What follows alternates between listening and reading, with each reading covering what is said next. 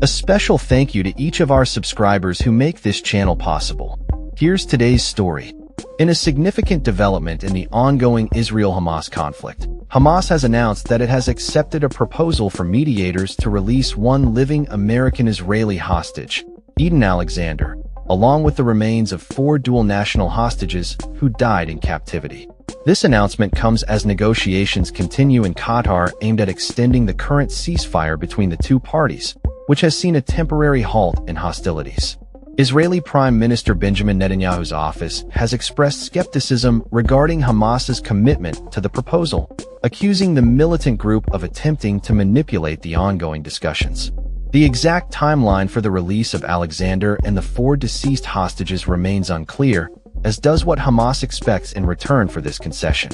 Alexander, who was only 19 when he was abducted during a Hamas attack on October 7, 2023, is currently believed to be the last surviving American citizen held captive by the group.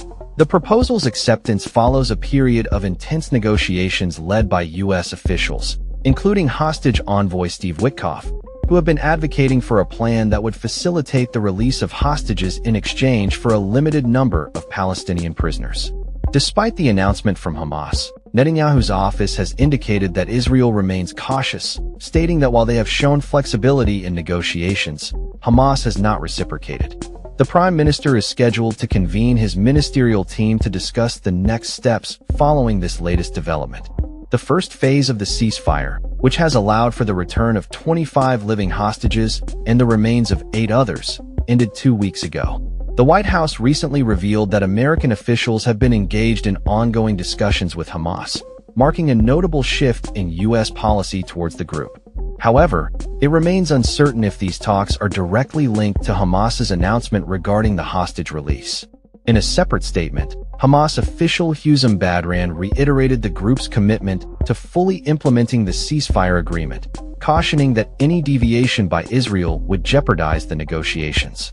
This ceasefire has provided a temporary respite from the intense violence that has characterized the conflict, allowing for the return of displaced Palestinians and the entry of humanitarian aid into Gaza.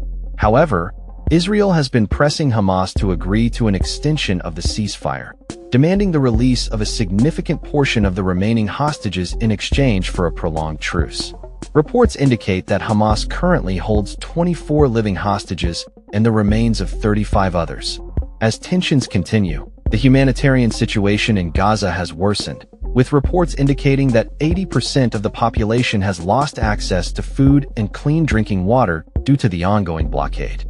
Meanwhile, thousands of Muslim worshippers gathered at the Al-Aqsa Mosque compound in Jerusalem for prayers, despite strict Israeli controls on access. Hamas has accused Israel of escalating a religious war against Palestinians through its restrictions on worship practices.